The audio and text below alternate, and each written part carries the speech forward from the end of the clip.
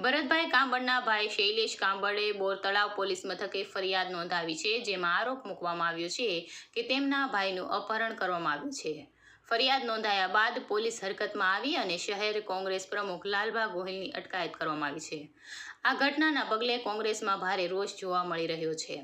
મોટી સંખ્યામાં કોંગ્રેસના ઉમેદવારો અને નેતાઓ એસપી કચેરીએ પહોંચીને વિરોધ નોંધાવ્યો હતો અને આ કાર્યવાહી સામે પ્રશ્નો ઉઠાવ્યા હતા।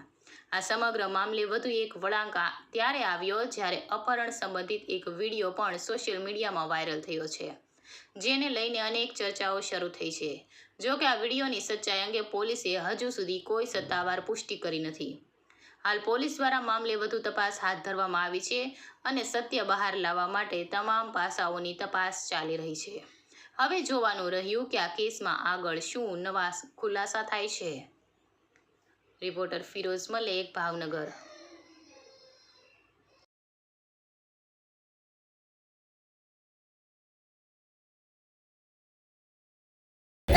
અમારા પ્રમુખને જ્યાં સુધી હાજર નહીં કરે ત્યાં સુધી અમે આઈને અમે અટકાયત કરશું।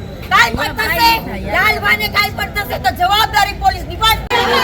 અરે ભાજપ, અરે ભાજપ, हमारे प्रमुख ने हाजिर करो, હાજર કરો, હાજર કરો, हमारे प्रमुख ने हाजिर करो, હાજર કરો, હાજર કરો।